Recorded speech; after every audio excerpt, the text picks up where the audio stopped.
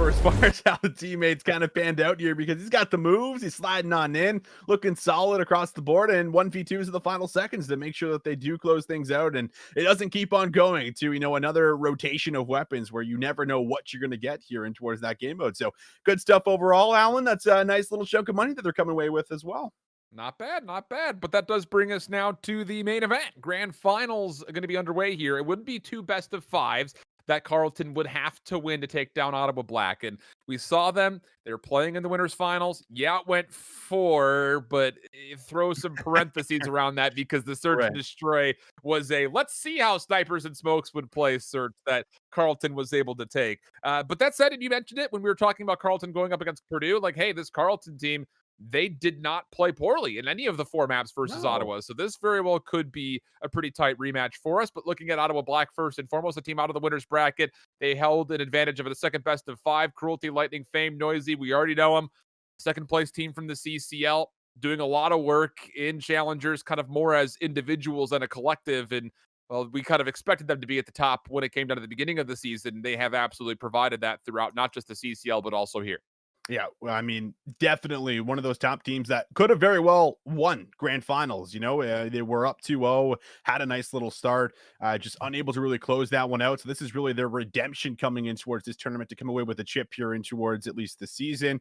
And as we take a look at Carleton, well, they also have a lot to offer. Not going to have Hawk in towards this main roster here for us, but have Betedo, Lurid, Skruki, as well as Team Thief here. So certainly a great team overall. They've been performing pretty well on the day here, Alan. We already said they played them close, but you got to definitely call for maybe a little bit more here out of Skruki and Team Thief if you're going to come away with a chip against Ottawa Black. Because like you said, it can't just be done in one best of five. You got to send it to two if you're coming away with it. It's going to be interesting. It's just we saw this Carleton Ravens squad do special things in Modern Warfare in the first year. Yeah, they were a great team during the regular season. Postseason, we expected them to finish top 16, top 12. Hey, they looked really good in their run. Same situation comes through this next year. Looking at 47, we're looking at Hawk. Those are the two guys that have to teach and school up this squad. There was no Purple Penguin. There was no Team Thief on this original roster for the CCL in season 3.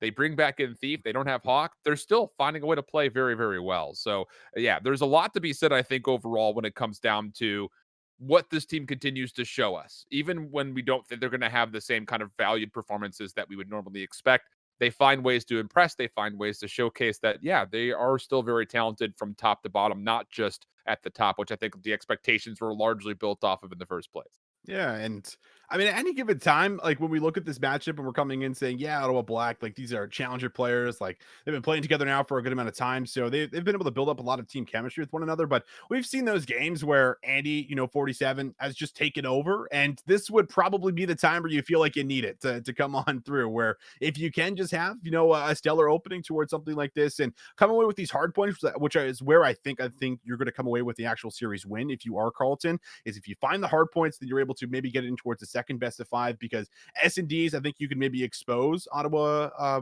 Black here a little bit for the most part. And they did look pretty well, even if they were breaking GAs and pulling out some snipers and smokes here for us. I mean, we don't know if they're going to do it again, but at least I'm looking at the hard points for as far as at least the pivotal takeaways if you are going to take down this juggernaut squad. Yeah, it's going to be a lot. It's going to be a lot to ask for, but hey, they looked good when they played them in the winners finals. Just had to look a little bit better if there were to be an opportunity for them to maybe find that little edge. And how many times do we see the underdog story when it comes down to these perennial kind of grand finals matchups in the CCL where even if the underdog does find a way to take a map, or in the instance of grand finals, they take a best of five, but then they get smoked the next time around. Like, it just the Yeah, teams that come in with so happens. much of that extra favoritism, there's a reason for that. Like, the map pools change, the mindset is very quick to adapt and change, and that leads to even more favor than what they initially came into the series as. So, yeah, it's going to take, I think, more than just a small change here from the side of Carleton if they want to be able to take down Ottawa, because you got to beat them in two different best of fives. That's fair, but I actually like that point that you bring up because when you play a team really close and you lose to them, like it's frustrating, but it's like, damn, like we could have won here. Or like you take a quick moment and you break that down, between the comms, you're like, if we just did this a little bit differently, this is how it could have played out. And you have that opportunity to kind of talk about that.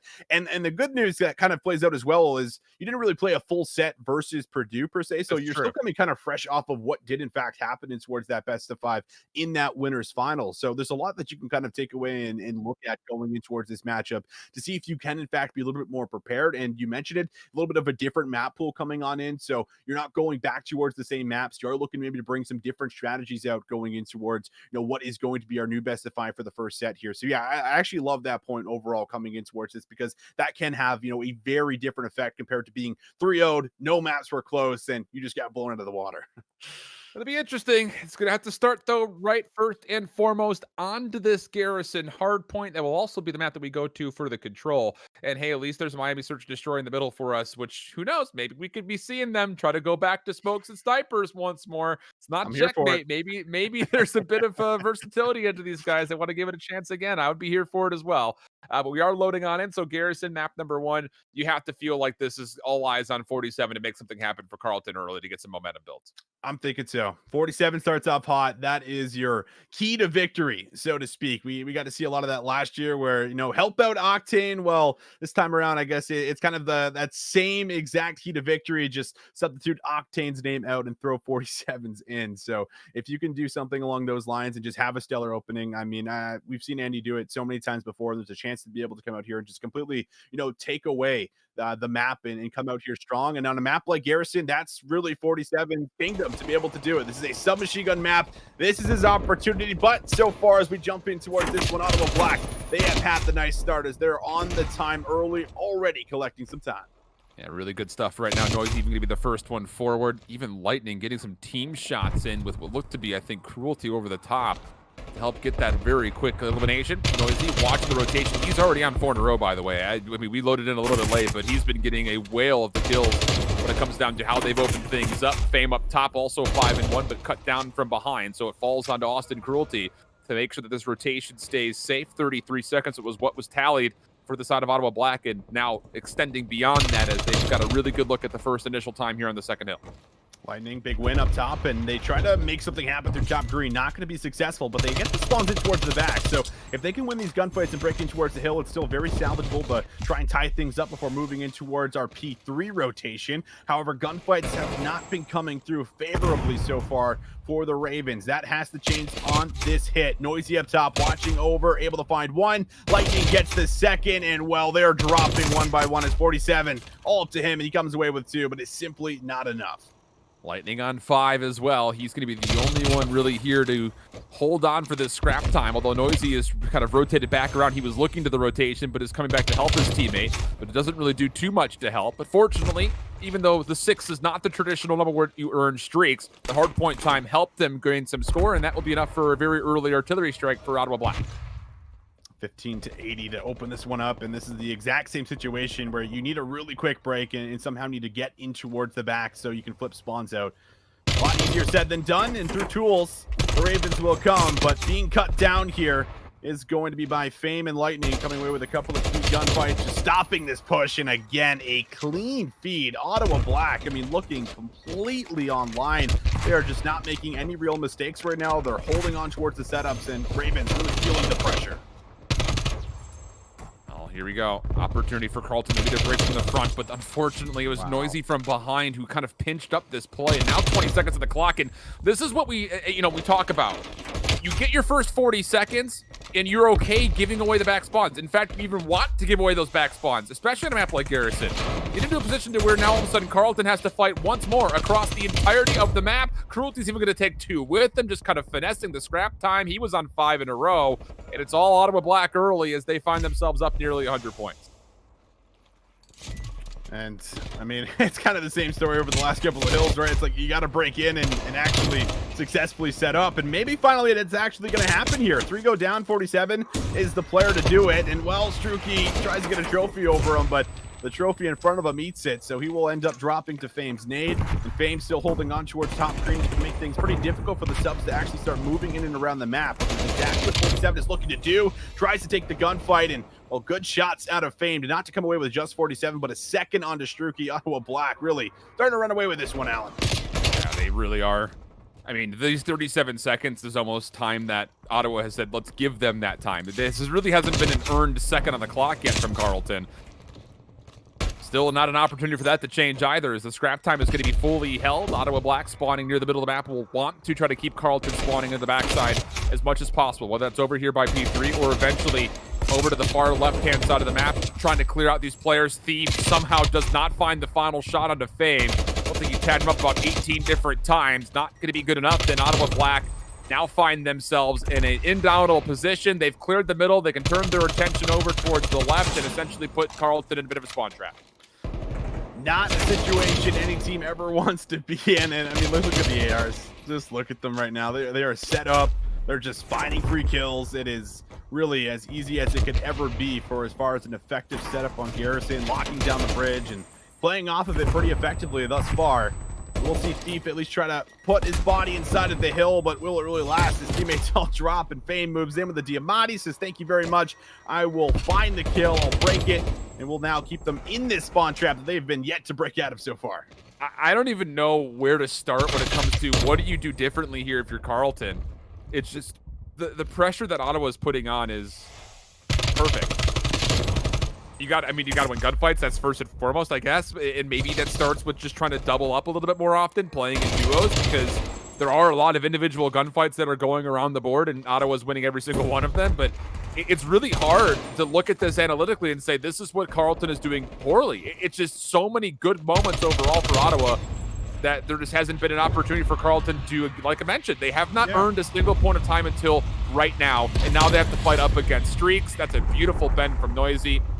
That will put a little bit of extra pressure on Carleton to try to hold on to this first hard point. Yeah, I mean, that's a really good point. 47, he's doing what he can, but, we're not seeing maybe that same performance that we saw there from Medardo either, where, he was really top fragging in some of those matches and was a really key part of the success that they were at least finding in towards that best of 5, where now you do have Andy 47, of course, on that 5 spree. Maybe getting towards Streaks could give you some kind of a window to break in towards this P2 setup, but that is going to be the problem. Last time they couldn't break it. They have no one really in a position to get in from behind, and they're going to see if they can try to move in, but player 4 already making a move without anyone is going to make this a 3 versus 4 as they try to break in. Yeah, and I mean, like, you've got a lot of interactions if you're 47. He's at 34 now as he drops. Nobody else on his team is even close to that. The next closest is 29. Like, and that's a 9 and 20 player in Bedardo. Like, the amount of interactions that are happening right now are just so minuscule compared to what we're seeing from Ottawa. So this will likely be a 100-point club in play unless 47 can do something absolutely unreal right here. He's found one. Tries to slide across, won't get a second. Fame will not allow him to do too much that's too crazy. Bedardo also shut down. Struki could not touch in time, and Ottawa Black strike first in a major way, 250-71.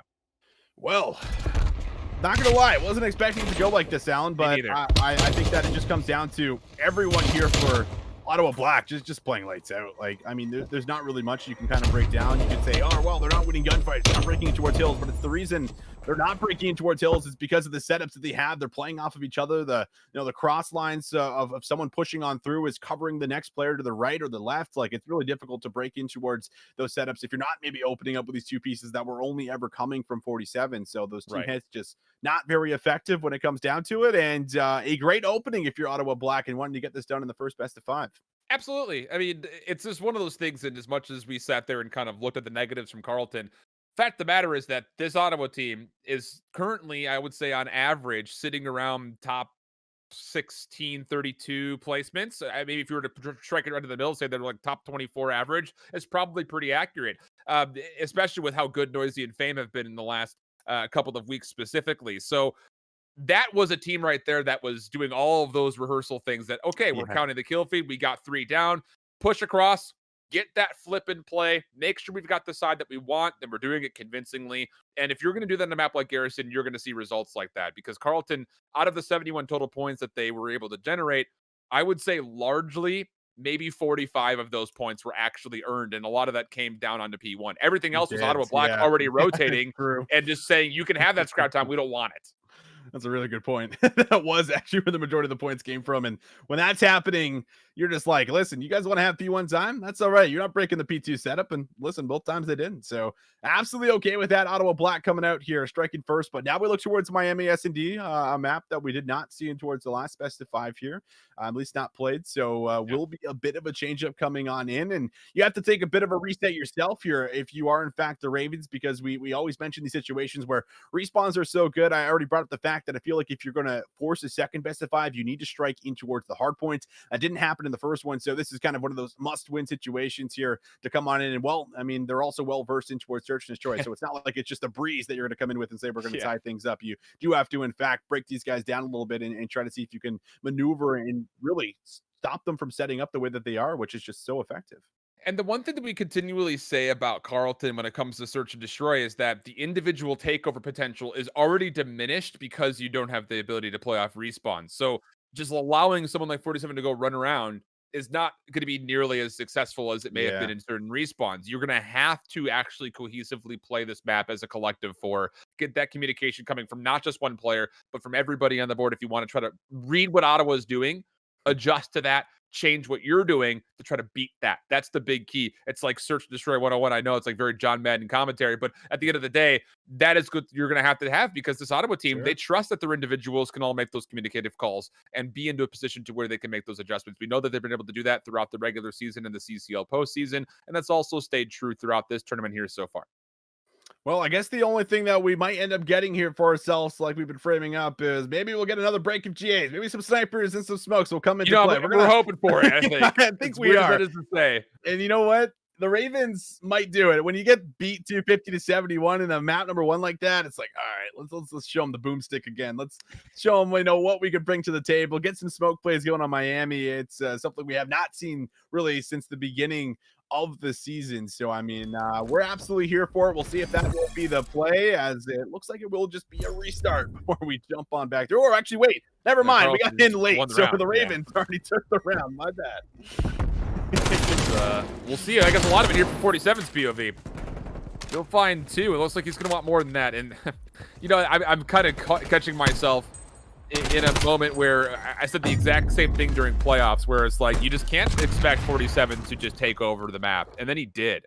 And I just was like, okay, I guess I'm going to eat my words. Shame on me for bringing that up a second time, as he finds 3 of the first 4, and he does it very quickly. So aggression from Carleton on their first offense is successful for them to strike first here. Now we'll see what Ottawa Black want to do to try and respond. Typically after a fast round like that, we'll see a passive response just to make sure you can kind of set up, maybe just hold a pre-aim, see if you can maybe catch anyone on a sprint. And you can see the setup right now from the Ravens is looking like they might want to try and push all the way through. And Fame is actually trying to read this. However, he does eat a bit of damage. They know that his position is going to be known. Thief, who's playing the isolation player by A, will end up dropping. Now that A side completely open.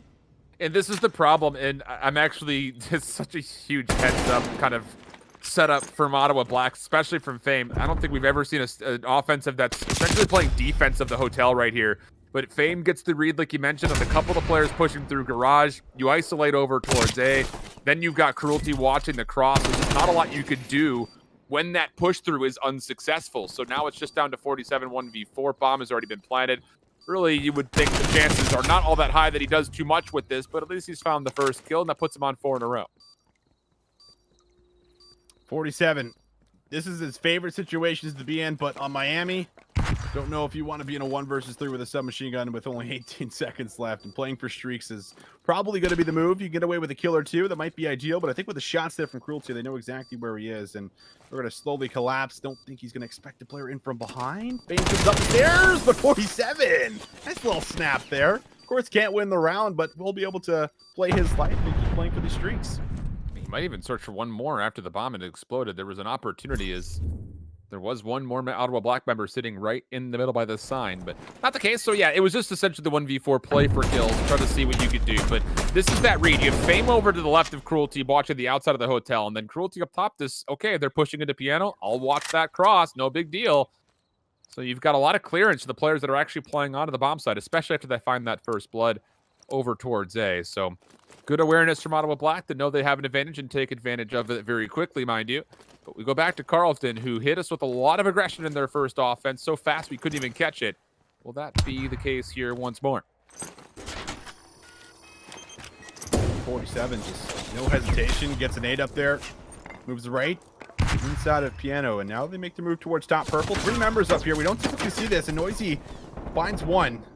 Need to look for some trades, especially with everyone kind of packed in towards top purple, and they do come away with lightning, but Noisy still an opportunity to be able to move back through if they decide to make any kind of a move. 50 seconds left on towards this clock. 47, kill number 6, just one off towards that artillery now. Thief does well to get some damage down in the trash lane, but Fame jumping over through the hotel will be able to find the elimination. And Cruelty will find one more. That was down the middle of the street. He can take once more down to 47. He's on 6. Needs one more. An artillery strike, but not going to be allowed to. Was trying to track back for the bomb, but was met by Cruelty instead, trying to cross the street. So 2-1, Ottawa Black taking the last 2 rounds in a row, looking much better, and they've shut down the threat of streaks, which is also a really nice moment to kind of take a breath of fresh air as you've dealt with a lot, because 47 was in takeover mode, to be sure, those first 2 rounds. He was, and this is a really nice play from Cruelty. You know, he could read that 47 is also playing for streaks, and as he sees the first player push up, he just holds the pre-aim expecting 47 to follow up with a trade, and that's just a tough gunfight for 47. You saw him try and take it because he was more or less forced to, with a collapse likely coming in from behind, but just can't really bring home the gunfight. And now, with the denial of streaks, Ottawa Black going to be much more comfortable in towards the search and destroy heading in towards this round number 4, and it looks like they might want to go back towards A, and they've only really kept one player by the site. They are going to change up Thief and bring him over towards B, and instead see if Struki can try and hold on towards the solo play here over by A.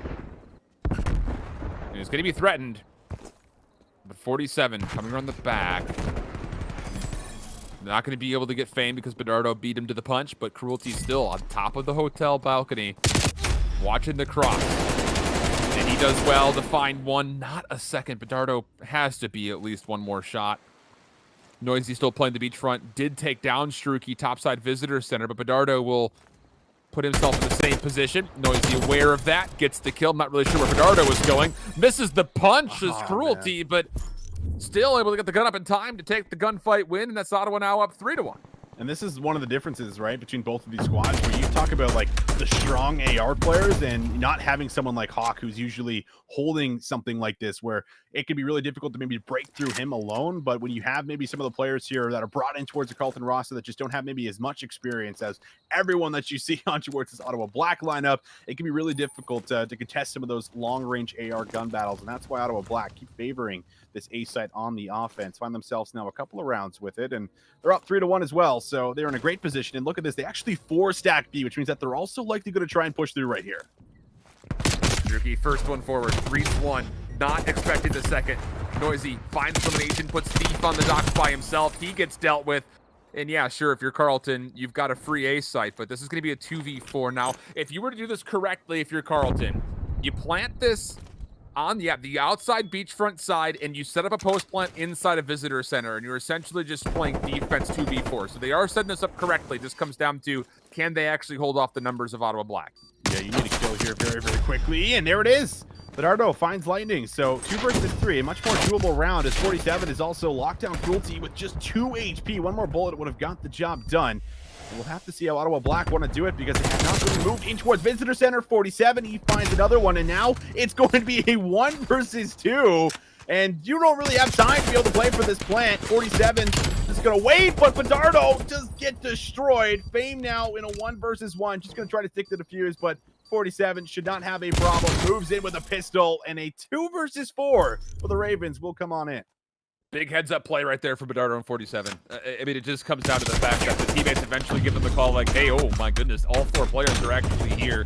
So they quickly plant, and then they just run right into Visitor Center. That's the only place that you could play that post plant into 2v4, and they do it beautifully. 8-2 for 47, 4-5 for Bedardo. Shruki Thief still struggling to get things going, but at least for now, they've got a little bit of extra time to get things and moving in the right direction, because they're just down around as we get into round number 6. And are they going to keep going over towards A? I feel like you would, right? Because for sure, we have not been able to really stop the ARs from finding these picks and opening up the site. It's just a matter of what is Carleton going to do differently. And well, look at Bedardo. He just runs up the middle of the map. He does get spotted, though, and you can see it. Cruelty's going to try and chase him, but he finds one, so that's actually pretty big. The fact that you're going to lose your life regardless, but able to find one and at least even things up. 47 has cognitively swapped over to a Krig, it looks like, for maybe the rest of the search and destroy. Lightning was trying to chase down the trade, and he does do that. Now it's Cruelty v Thief. Semtex comes out, Struki trying to help. Good turn of awareness, knowing that Lightning could be playing off the backside, but Lightning has made his way into Visitor Center, and Struki, he should get caught here. Yeah, he just had the pistol on hand.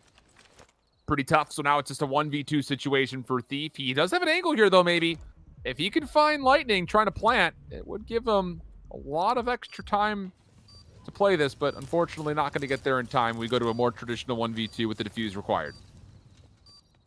Thief's going to try to cross the middle of the map, and this is one of the toughest things to do on Miami, and that's why so many angles, so many corners that you kind of watch out for, and just not really in a situation where you can keep your gun up. You have to also play for the exit that you're kind of looking for the bomb towards Lightning, and Cruelty just waits patiently for that rotation to come on in, finds the kill, and this is still Ottawa Black in firm control here, up 4-2. Looking solid so far. And you know, I think this was brought up when Carleton was playing in the winners finals. Like, hey, the search and destroy, yeah, it was a little bit different, but you do have to make sure you're getting participation from everybody. And, well, we're getting that right into the fold once more, as there's still just 1 in 10 for 2 of the different players here for Carleton. Thief taking this time through the pool house. Carleton hoping that there's going to be some sort of aggression from Ottawa, and boy, do they get it. It's Noisy who pushes through. Lightning doing the same, but it's 47 Struki ready for it. They find those 2 kills very quickly. Fame up top looking for a trade, gets one. And if he could expect that 47 is moving, which he will because Cruelty sees him, maybe there's a chance to tie this one back up to a 2v2, and there's the kills. Just down now to what Thief can do with 47. Try to get this offense for Carleton over towards the site. Oh, and they know Thief crossed, and I don't think he's ready for this gunfight. We'll try, but Cruelty able to land the shots, and yeah, that's a tough one. 47 shot some bodies there after he found a kill, and it was just really tough to kind of make that move from here on out. A lot of isolation gunfights though came through, and they really did give this one over towards Ottawa Black here for the most part, so that is just really good on them to be able to capitalize. Come up 5-2. Just need one more round to put this one away, and you just don't have everyone firing on all cylinders, unfortunately, for the Ravens. Well, it's going to have to be 4 rounds in a row now for Carleton. They'll have to do this first one on the defense. It's going to be a 3-member stack in and around Visitor Center. Bedardo, the only player playing over towards B defensively. Long-range interaction happening between Fame and what looked to be 47. That was from the curve all the way up top towards Visitor Center, but it results in nothing. Both players will back down, and we will get a more traditional hit, of which it will be coming over towards A. And, well, that one player that was playing over towards B defensively, and Bedardo has pushed through, and with that, he will fall. So first blood good, and 4v3 now for Ottawa trying to put this map away. Ottawa's done the same thing every single time. They just work picks, and their ARs are way more dominant here. We'll see a couple of trades go back and forth for the Ravens in a 2 versus 3, but Thief is low. He's pinned, and there is the collapse. Lightning finds him. Struki would have to get the job done with a 1 versus 3. He's out of position, a player in from behind, and this bomb will be going down here very, very shortly. If he can stop it, there's a chance. Got an angle for it. Lightning tagged up. It's killed. He finds the second, but the problem was the third player was lingering behind and finds the kill, no problem, with no contest. So it will be a 6-2 here. Ottawa Black, after a couple of back and forth rounds early, just take over in the late game. And that's just one of those things where I hate to say it, but you don't expect to win a map like that when 2 of your players combine for like 3 and 15 or something like that. You just have to hope for more participation than that. So a tough look overall, and now an even tougher one for Carleton as they find themselves down 2 maps. It leads them to having to get a reverse sweep plus win another best of 5 in some fashion if they want to take out this Ottawa Black squad and become the champions. But we'll come to the Garrison Control on the backside of this break. More of the Collegiate COD Invitational presented by Army ROTC when we come back after this.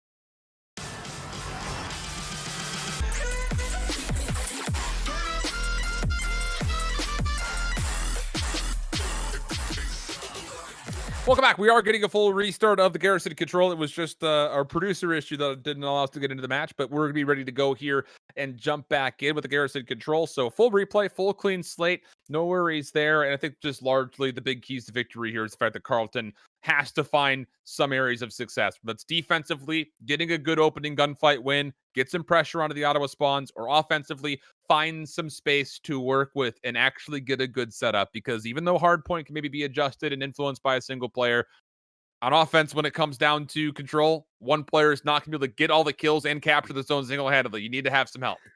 Do need a little help here. Definitely a team game for us, Alan. So need to see it. And as we said earlier, it's do or die here. We've seen 250 to 71 and 62. It's been really clean so far, and just minimal mistakes being made from Ottawa Black. So it's really difficult to capitalize on that. But I feel like the biggest factor going in towards this control is do not let them get you in a spawn trap, because if that's the case, I don't see how Carleton's going to ever be able to break out of it. I mean, this team is so well rehearsed, just the way they've been playing. They're confident. There's a lot of trust here between each and every player, and they all know what to do at the right time. So yeah, you really do need to come out with everything you got, and it's going to come down to this one to see if they got any more in the tank to kind of keep this one going to a second hard point.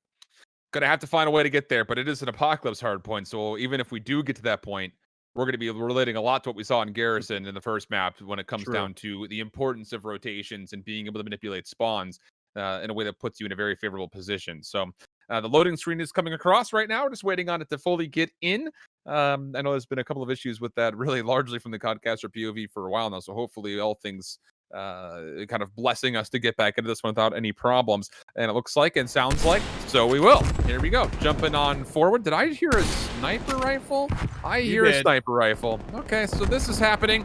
And well, it's going to be the side of Carleton on the offense first, and they've used this sniper rifle to get on a B so far for a first tick of progress. I guess they have, and we'll see if it finds any more value. As Druki is still alive and towards the back right now. He's trying to take some shots, but will be wallbanged from Lightning. So taken out of the mix. And well, I already mentioned it. You can't be put in a spawn trap if you're Carleton. And just 30 seconds in towards round number one. Not only are they put in a spawn trap, but Noisy says, hey, I want to pick up this sniper rifle and see what's popping with it. There it is. One. Goes the heck over. Looks like he's playing League Play with a bit of overkill with that slowdown. Couple of the kills will be exchanged. No, I will. If I see Noisy running an SMG and a sniper rifle in any of my League Play matches, Austin, and we're playing together, I'm out. I'm just control deleting. Enjoy your loss. Now, just about 35 seconds left. Got to give some credit to Carleton. They do break out of the spawn, but Cruelty, and it looked good for a second. I was gonna frame up some kind of success that could still come from this one. 47 even bringing up the Milano for us here. Seeing exactly what this might be able to offer. This would really be one of your last pushes you have left in towards this round. And Cruelty, well, he just found another double, so half the team is out of the picture. He's responding with one. 47 reads Noisy's play through the vents, and that does at least stop the clock here at 15 seconds. Only player that can possess this right now is Lightning. Finds the first, denied the second. 47 steps off the point for a moment just to collect his thoughts, and now we'll jump back on to get a second tick. So offensively, this is still very doable, but as 47 falls now, it does come to the rest of the team. Can they find anything? And well, not looking good, at least not for now, as Lightning, Cruelty, Fame, all getting right back on to the point. They clear, and it'll only be 2 ticks of progress that'll come through on this first offense. Even the first portions of an execute on our screen, but Ottawa Black defensively still pretty comfortable, all things considered. That was a great round. I mean, there was a couple times where Carleton did have a chance, though, to push out. It's just when Cruelty or any other member is finding half of your team and you're making an offensive push, like that slows things down considerably, right? Because you have a 2.5 second spawn player moving back up the map. It can take you a good 10-15 seconds to get back there with your team. So that's the 2 players pushed up on towards the map that need to find all of the kills, and that is just too much to ask for with this Ottawa Black team. But we will, in fact, switch sides, and we'll see if maybe the Ravens can have just as dominant as a defensive round here for their opener. Need to. The first gunfight, I think, is the most important one here for Carleton. Get 3 down or all 4 down. Get some map pressure. Give yourselves an actual chance at this one. Noisy gets good value off the Semtex. Struki still sniping. So Fame is going to move around the back of this play. He's going to find this kill largely for free, unless a no-scope comes through, but could not speak that one into existence. Bedardo for 1. Noisy just going to go ahead and give him the backhand. That'll be no problem for the elimination. And now Ottawa will be able to confirm this first tick of progress, and maybe even more beyond that, pending on how Fame works through light. The support's in, and I still hear that sniper rifle, so I have to imagine it's still Struki trying to bring it back out here for us. We'll end up dropping.